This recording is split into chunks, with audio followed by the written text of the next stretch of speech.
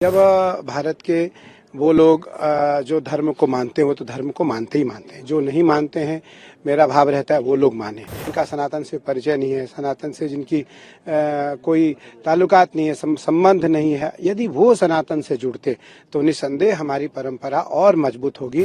रात्रि में 10:10 पर उसका मुहूर्त निकला और उसको बीज मंत्र की दीक्षा दी गई और यह बड़ा ही एक अद्भुत क्षण था उसके लिए। 4 दिन वो शिविर में रही, उसके बाद यहाँ से भूटान गई। कुंभ का वातावरण लिटरेचर के रूप में, पुस्तक के रूप में आ सकता है। मुझे लगता है ऐसे वैचारिक जो कुंभ हैं वो जरूर होने चाहिए हर शिविर में, और इससे एक कुंभ के ऊपर मंथन होगा।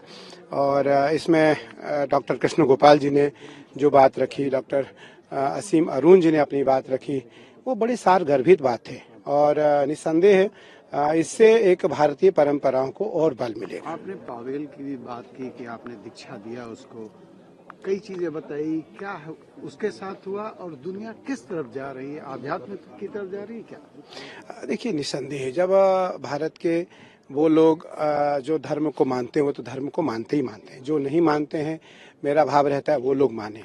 और फिर जो दुनिया के वो लोग हैं जिनको सनातन से परिचय नहीं है, जिनका सनातन से परिचय नहीं है, सनातन से जिनकी कोई ताल्लुकात नहीं है, संबंध नहीं है, यदि वो सनातन से जुड़ते तो निसंदेह हमारी परंपरा और मजबूत होगी उन देशों में जहां हम मजबूत नहीं हैं।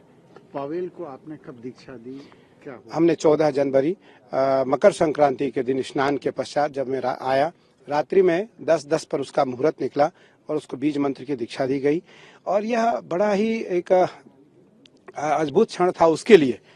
हम तो दीक्षा देते रहते हैं सबको, लेकिन उसके लिए अद्भुत क्षण था कि उस दीक्षा के बाद उसको एक अच्छी सनातन परंपरा की अनुभूति हुई, आध्यात्मिक अनुभूति हुई और उसको उसने सबके सामने प्रकट किया और अपनी बात रखी कि आज मेरा जो जीवन है वो धन्य हुआ और हमारे अंतःकरण में एक आत्मीयता की, आध्यात्म की जागृति हुई, उसकी अनुभूति मुझको हुई। 4 दिन वो शिविर में रही, उसके बाद यहाँ से भूटान गए। अब उसको अमेरिका में कोई कार्यक्रम है उसमें उसको सम्मिलित होना था। वो वापस आने की भी क्या कोई खबर? नहीं, अभी तो नहीं। वो सावन में हमारे आश्रम में आएगी और सावन में हमारे साथ पूजन में वो पुनः 1-2 दिन अपने गुरु स्थान पर रहेगी।